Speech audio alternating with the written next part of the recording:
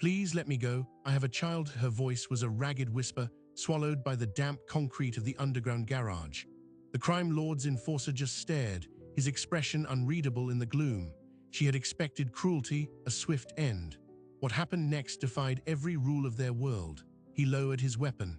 One unthinkable act in the shadows would unravel a criminal empire and rewrite the fate of a city. This is how a mother's desperate plea became the catalyst for a war nobody saw coming. Her name was Elena Vasquez, a cafe owner whose only crime was being in the wrong place when a territorial dispute turned violent. The man holding her was Victor, the Wolf, Volkov's most feared lieutenant, a man known only as Silas, whose reputation for brutality was the foundation of Volkov's rule. In that frozen moment, a single act of mercy became an unpardonable betrayal. Why would a hardened killer defy his master for a stranger? The answer lies not in the garage, but in a secret past both Silas and Volkov believed was buried forever. To understand the earthquake, you must first map the fault lines. For 2 decades, the city of Brighton Bay was Victor Volkov's personal kingdom. His network, known as the Zephyr Syndicate, didn't just operate in the shadows, it was the shadow. Port authorities, nightclub owners, even 2 city council members answered to him. His control was absolute, enforced by a simple doctrine: loyalty above all, mercy never. And at the heart of this doctrine stood his fixer, Silas. Not a lieutenant, but a living warning, a man whose very name silenced rooms. He was the sharp end of Volkov's will, a ghost who left behind broken rivals and unambiguous messages. But every system has a pressure point, and Volkov's was greed. His latest venture, a waterfront redevelopment project called Marina Vista, was poised to launder millions and cement his legacy as a legitimate tycoon. There was just one problem. A stubborn block of old businesses, including a small, family-run cafe called the Daily Grind, refused to sell. The owner was Elena Vasquez, a widow who had poured her life into the cafe after her husband's death, raising her 8-year-old son, Mateo, in the apartment above. To Volkov, she was an obstacle. To the neighborhood, she was the heart of it. The pressure campaign started small, overdue inspections, utility issues. Then 3 weeks before the garage incident, it escalated. A rival outfit, the Carson Crew, made a brazen attempt to move in on a Zephyr-controlled distribution route. Volkov saw an opportunity. A public, devastating response would clear his Marina Vista problem and send a message. He ordered the kidnapping of the Carson Crew's second-in-command. The operation was to be clean, silent, and occur at a neutral site, the deserted lower level of the Marina Vista parking garage. But intelligence was wrong. The Carson man never showed. Instead, Elena Vasquez did. She had closed the cafe late, taking a shortcut through the garage to catch the last bus to her son's weekend soccer tournament. She saw everything, the black sedans, the men, Silas. In the panic, she was caught. For Volkov, this was a catastrophic loose end. A civilian witness, one already causing him public headaches. His order to Silas was explicit: clean the scene, all of it. For Silas, this was just another order in a long line of them, until he looked at her, until she spoke. Please let me go, I have a child. It wasn't the words themselves, but the raw, unfiltered terror in her eyes, a terror he had seen once before, a lifetime ago, in a mirror. In that split second, the ghost of the man he used to be stirred, and Silas lowered his gun. He didn't just let her go. In a move that defied all logic, he told his 2 stunned men to leave, claimed he would handle it himself, and then shoved Elena into a service elevator, barking at her to run and never look back. He then staged the scene, using blank rounds and animal blood from a nearby bait shop to fake an execution, reporting back to Volkov that the witness was gone. The lie was a time bomb, and Silas knew the fuse was short. He spent the next 48 hours in a state of hyper-alert paranoia, waiting for the blow to fall. But Volkov, preoccupied with the escalating war with the Carson Crew, simply acknowledged the report. The lie held, for now. Yet Silas couldn't let it go. Driven by a compulsion he couldn't name, he began to watch her from a distance. He saw Elena return to her cafe, visibly shaken but putting on a brave smile for her customers and her son. He saw the renewed pressure from Volkov's real estate frontmen, and he saw something else, her resilience. It was a mirror to a strength he had forsaken. 5 days after the garage, he did the unthinkable again. He walked into the Daily Grind in broad daylight. Not as an enforcer, but as a customer. The bell above the door chimed, and Elena looked up from the espresso machine. Their eyes met. The color drained from her face. The other patrons saw a tense woman and an intimidating stranger, but in that silent, charged space, an entire history of violence and a single act of mercy hung between them. He ordered a black coffee. She handed it to him, her hand trembling so slightly only he could see it. He left too much money on the counter and a note folded under the saucer. It read, "They're not going to stop. The offer is a trap. The paperwork is forged. Check the public ledger for parcel B7. Then he walked out, leaving Alina with a choice: trust the monster who spared her or face the one who wouldn't. The note was a lit match in a room full of gasoline. Elena Vasquez spent a sleepless night wrestling with a single terrifying question: was this a trick or a lifeline? Fear told her to burn it. A mother's instinct told her to look. The next morning, after dropping Mateo at school, she went to the city archives. The clerk pointed her to a terminal. Her fingers, cold and clumsy, typed in the parcel number, B7. The screen loaded. The official city record showed the land under her cafe, and the neighboring shops wasn't owned by the development shell company making the offers. It was held in a trust, a legacy from the original neighborhood founders, with a clause preventing sale without unanimous consent from all current business tenants. The offer letter from Volkov's front company, the one demanding her signature, contained a forged ownership affidavit. Sealers was right. It was all a trap. The pressure, the fake documents, it wasn't just business. It was a premeditated theft. And if she signed, she wouldn't just lose her cafe, she'd be committing fraud. Armed with this truth but isolated by it, Elena did the only thing she could think of. She went to the one person who might believe her, an old friend from law school, David Chen, now a weary but principled reporter for the Brighton Bay Herald. Over terrible coffee in a diner far from her neighborhood, she showed him the documents, the fake affidavit, the public record. She told him about the pressure, the accidents. She left out the garage. She left out Sealers. David's exhaustion melted into the focused intensity of a journalist who just stumbled on the story of his career. "This is bigger than you, Elena," he said, gathering the papers. "This is a blueprint. If they're doing it to you, they're doing it to others. We need to move fast before they realize you know." While David began digging, the invisible war for Elena's allegiance escalated. 2 days after the cafe visit, a padded envelope was left in her mailbox. No stamp, no return address. Inside was a burner phone. It rang precisely at 9 p.m. Sealers' voice, stripped of all inflection, was on the other end. "The reporter is a risk. Volkov has a source at the Herald. Your friend's inquiries have been flagged." Elena's blood ran cold. "What do you want?" she whispered. "A meeting tomorrow." The bus terminal, platform 9, last bench. 10 a.m. Come alone. If I see anyone else, I disappear and you face what comes next alone. The line went dead. The choice was no longer theoretical. Trust the devil you know, or face the one in the shadows unprepared. The bus terminal was a cathedral of noise and anonymity. Elena sat on the cold metal bench, the burner phone heavy in her pocket. He appeared not from the crowd, but as if the shadows of a support column simply reshaped themselves into a man. Sealers sat beside her, not looking at her, watching the buses come and go. For a full minute neither spoke. He broke the silence. "You checked the ledger." It wasn't a question. "Why?" Elena asked, the word barely audible. "Why tell me? Why any of this?" Sealers was silent for so long she thought he wouldn't answer. "Because you looked at me," he finally said, his voice low, "and you didn't see a tool. You saw a man, and you were afraid of him, not the legend, the man. I haven't been seen in a very long time." It was the first crack in his armor, a confession so personal it was more disarming than any threat. He laid out the stakes with chilling clarity. Volkov's source at the Herald would report David's investigation within 48 hours. When that happened, Volkov wouldn't send lawyers. He'd send a different kind of cleaner. Sealers' proposal was insane. He would feed Elena information, names, dates, shell companies, the location of a hidden ledger detailing the syndicate's money flows. She would funnel it to David, who could publish it. The goal wasn't to scare Volkov off. It was to create so much public heat and legal scrutiny that his entire empire would unravel. "You'll be painting a target on your own back," Elena said.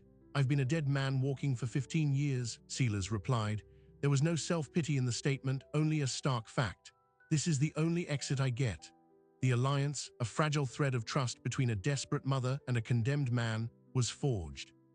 The first package arrived 3 days later, left in a locker at the city aquarium, key taped under trash can nearby. It contained photocopies of wire transfer records linking Marina Vista developments to a known offshore narcotics bank. David published the story under a vague headline about questionable funding in local developments. It caused a ripple. The second package, a week later, contained a list of city officials who had received consulting fees. The Herald story that followed led to 2 hurried press conferences and a sudden audit announcement. Volkov was annoyed, not worried. He viewed it as a nuisance, a cost of doing business. He tasked sealers with identifying and dealing with the leak, a cruel irony that sealers accepted without a flicker of emotion. The game was now a tightrope walk over a pit of blades. But the pressure cooker was building on all sides. Detective Marcus Thorne, a bulldog in a rumpled suit from the organized crime unit, had been building a circumstantial case against the Zephyr Syndicate for years. The Herald stories were the first tangible threads he could pull. He tracked the leaks back to their public source, Elena Vasquez. He visited her at the cafe, his demeanor a blend of professional courtesy and barely concealed urgency. "You're in over your head, Ms. Vasquez. These people, they don't play by any rules you understand. Let me help you, give me your source." Elena, coached by sealers, played the part of a concerned citizen who'd received anonymous tips in the mail. Thorne didn't believe her, but he had no leverage. He left a card. "When this blows up, and it will call me before they get to you." The explosion came from an unexpected direction. Volkov, growing impatient with the bad press, decided to accelerate his timeline. He ordered the direct intimidation of the remaining holdout business owners on the block. One of them, an elderly tailor named Mr. Gable, had a heart attack when 2 men shattered his front window in the middle of the night. The neighborhood, once cowed, found its spine. A community meeting was called at the local church. Elena, seen as the leader of the resistance, was asked to speak. Terrified but defiant, she stood before her neighbors and, without revealing her secret source, told them about the forged documents, the strong-arm tactics, the pattern of corruption. A grassroots opposition group, Save Our Bay, was formed that night. Volkov's quiet, backroom land grab was now a public, messy fight. This was the tipping point. Volkov could tolerate newspaper stories. He could not tolerate an organized public rebellion threatening his flagship project. He summoned sealers to the penthouse office that overlooked the very waterfront he sought to own. "This cafe woman," Volkov said, his voice deceptively calm as he gazed out the window. "She's become a symbol. Symbols need to be broken, not bought. Broken." He turned, his eyes like chips of ice. "I want it done before the city council vote next week. Make it a message the whole neighborhood understands." It was a direct order for Elena's death. Sealers stood perfectly still, accepting the order with a nod. It will be done. He had just been commanded to kill the one person he had sworn to protect, and his only path to redemption. The tightrope had just been set on fire. For sealers, the order was a door slamming shut. There were no good moves left, only fatal ones and suicidal ones. He couldn't kill Elena. He also couldn't disobey Volkov directly. The old man's paranoia was now a focused beam, and any deviation would be immediate death. So he did the only thing he could. He began to choreograph a lie within a lie. He would stage Elena's death, a car accident, a gas explosion at the cafe, something definitive and public. It would require faking forensic evidence, bribing a coroner, and creating a body double. The plan was a house of cards, but it bought the one thing they desperately needed: time. He sent Elena a coded message via classified ad in the Herald: "Family emergency, leaving town indefinitely, do not contact, remember platform 9. It was their prearranged signal for extreme danger. She was to disappear, to take Mateo, and go to a safe house he had prepared months before for his own use, a remote cabin listed under a dead man's name. Elena received the message with a cold dread. Going to ground meant abandoning the fight, leaving her neighbors, trusting Sealers' plan completely, but the alternative was a bullet. That night, she packed a single bag for herself and Mateo, telling him they were going on a surprise camping trip. As she locked the cafe, she felt the weight of everything she was leaving behind. But she never made it to the car. 2 unmarked sedans boxed her in at the end of the alley. Detective Thorne stepped out, holding up his badge, his expression grim. "Going somewhere, Ms. Vasquez? We need to talk now." He hadn't come to arrest her, he'd come to make a deal. The organized crime unit had intercepted chatter about Volkov's order. They knew a hit was imminent. "We can protect you," Thorne said, his eyes scanning the dark rooftops. But protection isn't free. We need your source, the real one, not anonymous mail, the person inside. Elena was trapped between two desperate offers of protection, each demanding the ultimate price. Thorne's offer was legal, sanctioned, but it meant giving up Silas, the man who had spared her life. Silas's offer was criminal, chaotic, but it asked for her trust, not his head. In that moment, in the back of Thorne's car, she made her choice. She gave Thorne everything she had, the documents, the ledger details, the pattern of bribes, but she held one card back. She claimed her source was a low-level accountant within the syndicate who communicated only through dead drops and was now too scared to continue. She didn't mention Silas. Thorne was skeptical but pragmatic. He placed her and Matteo in a generic chain hotel under guard, a temporary solution. The safe house was compromised. While Elena navigated this new, precarious alliance, Silas was putting his dangerous plan in motion. He needed a body. He targeted a Jane Doe from the city morgue, a victim of a river drowning, roughly Elena's age and build. He called in a decades-old favor from a corrupt medical examiner, a man who owed him his life. The plan was to switch dental records, stage the charred remains in a vehicle fire near the cabin. But as he was securing the cabin, preparing it for the staged tragedy, he found something. Tucked behind a loose baseboard was a small, sealed metal box he didn't recognize. Inside were faded photographs and a handwritten letter addressed to him. Not to the alias he used for the property, but to his real name, a name he hadn't heard or used in over 20 years, Leo Brennan. The letter was from his sister, Caitlin. The photographs showed her older than he remembered, with two young children. The letter was dated 5 years earlier. Leo, it began, I don't know if you'll ever get this. I heard a rumor you might use this place. I need you to know I forgive you. What happened to Mom and Dad wasn't your fault. Volkov forced your hand. I know that now. I'm safe. The kids are safe. We're in Oregon. I changed our names. Please, if you get this, just be alive and be careful. He still looks for you sometimes when he's angry. He knows you're out here. The letter fell from Silas's numb fingers. All the air left the room. Volkov didn't just own his present, he owned his past. The crime lord had not only molded Silas into his weapon, but had done so by leveraging a terrible guilt from his former life. A guilt Silas had buried so deep he'd almost convinced himself that man, Leo Brennan, had never existed. The mercy he showed Elena wasn't just a flicker of conscience. It was the ghost of Leo Brennan fighting his way to the surface for the first time in 2 decades. This changes everything. The game was no longer just about survival or bringing down a criminal. It was about redemption in the eyes of a sister who had forgiven him and in his own. It was about ensuring Volkov could never use his past against him or threaten the family he thought was lost. The staged death was no longer enough. Volkov had to fall completely and permanently, but time was running out. Volkov, frustrated by Silas's delays on the Elena problem and enraged by a new, devastating Herald story about the morgue bribery ring, a story fed by Thorne's investigation, began to suspect the rot was closer than he thought. He ordered a secondary track, find the reporter's source by any means necessary.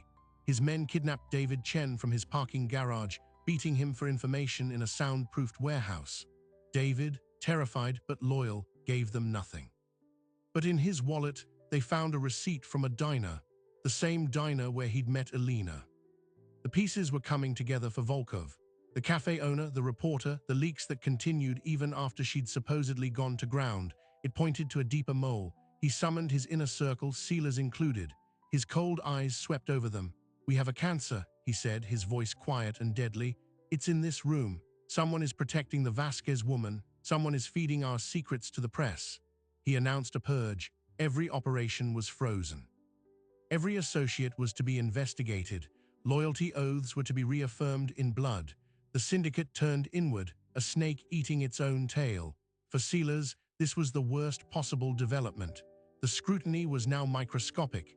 He couldn't move, couldn't access funds, couldn't contact Elena. He was trapped in the lion's den, with the lion sniffing for betrayal. Elena, isolated in the featureless hotel room with Matteo, watched the news in horror. The Herald reported their star investigative reporter, David Chen, was missing. Then Detective Thorne arrived, his face ashen. The safe house cabin had been found. A burned-out car, a body.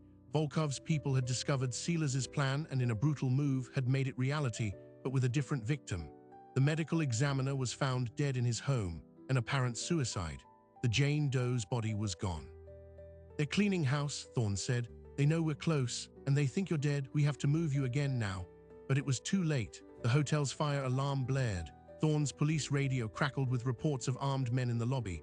Volkov hadn't bought the staged death. He'd used it as a trap to find her. The hotel was surrounded. Thorne drew his weapon, pushing Alina and Matteo into the bathroom. "Stay here, do not come out." The sound of shouting and splintering wood filled the hallway. The final battle had arrived at the door, and Silas was nowhere to be found. The fragile alliance of a mother, a cop, and a ghost was about to be shattered on the threshold of a cheap hotel room, with the city's fate hanging in the balance. The door to the hotel room didn't just break open, it exploded inward, shattered by a focused blast. Smoke filled the hallway. Detective Thorne fired twice into the haze, his shots answered by a volley that punched through the drywall above Alina and Matteo's heads. They were trapped. In that moment of deafening chaos, a different sound cut through, not gunfire, but the deep-throated roar of a vehicle engine, followed by the horrific scream of tearing metal from the floor below. The shooting in the hallway stopped, replaced by shouts of confusion. Thorne risked a glance. The armed men were retreating, not advancing, their attention pulled to the lobby. Through the smoke, a new figure emerged. It was Silas, but he wasn't alone. He was dragging a bound and gagged man, Viktor Volkov. He had not been missing. He had been executing the only move left, a direct decapitation strike. While Volkov's enforcers were focused on the hotel hit, Silas had gone straight to the source. He used the chaos of the internal purge, the paranoia he himself had helped foster, to get close. He didn't fight his way into Volkov's penthouse. He walked in, announced he had located Alina and the traitor, and then, in the heart of Volkov's power, he subdued him. He used Volkov's own master keycard to access the private garage, loaded him into a vehicle, and drove straight into the lobby of the hotel, a statement of utter defiance. He threw Volkov, the feared king of Brighton Bay, onto the blood-streaked marble floor in front of his own stunned men. "The cancer is cut out," Silas shouted, his voice raw with a lifetime of suppressed fury. "The war is over. Walk away now or die with him." It was a bluff of monumental proportions, but it worked. The sight of their invincible boss, helpless and humiliated, broke their will. Some dropped their weapons, others fled. The siege collapsed in minutes.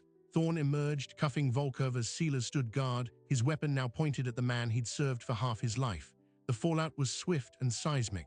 With Volkov in custody and singing to save himself from a murder charge, the dominoes fell. The corrupt city council members were arrested. The shell companies were frozen. The Marina Vista project was dead. The Herald, with David Chen found bruised but alive in the warehouse, published the definitive expose, piecing together the entire story from the leaked ledgers and Volkov's own testimony. The Zephyr Syndicate ceased to exist not with a bang, but with a flood of indictments. For Alina and Matteo, it was freedom, but a freedom stained by trauma. They returned to the daily grind, but it was no longer just a cafe, it was a symbol. The Save Our Bay coalition rallied, and with the fraudulent land deal void, the neighborhood trust was reinstated. She reopened to a line around the block. Her first customer, Detective Marcus Thorne, who ordered a black coffee and quietly told her the protective detail would remain for a while.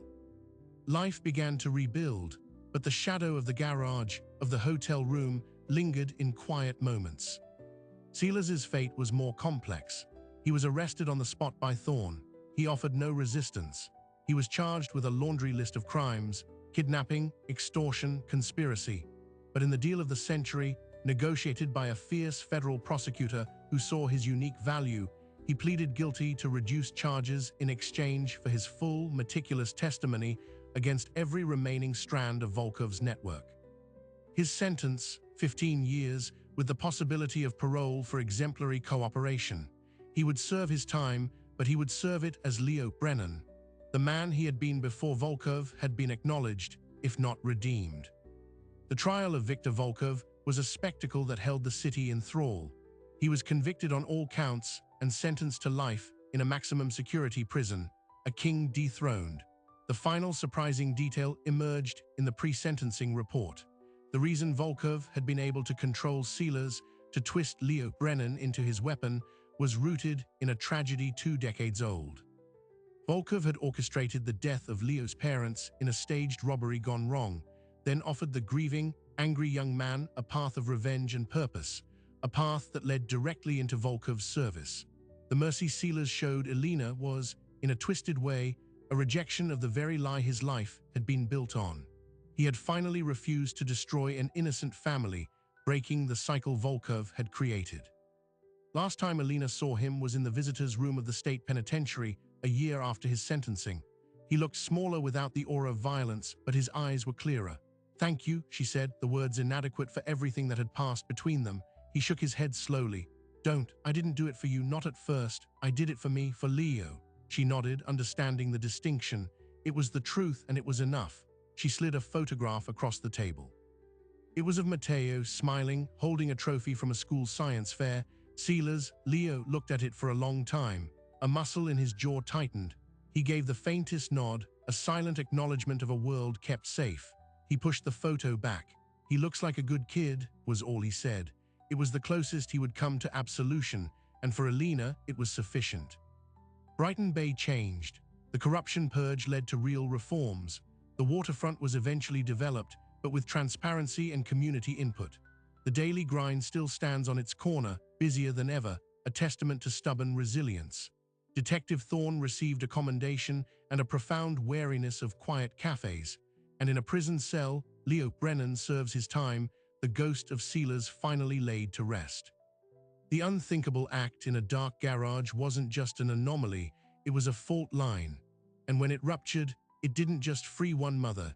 It shattered an empire and proved that even in the darkest soil, a single seed of humanity can crack concrete. So what is the true weight of a single moment of mercy? In the calculus of power and fear that governed Brighton Bay, it was worth less than nothing, a fatal weakness.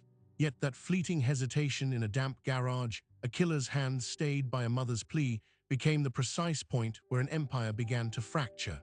The story of Elena Vasquez and the man known as Sealers is not a fairy tale. It's a blueprint. A map of how systemic corruption, no matter how deeply entrenched, maintains its power through the calculated erosion of individual conscience, and how the reclamation of that conscience, by even one broken person, can become an unstoppable force. Viktor Volkov understood money, violence, and leverage.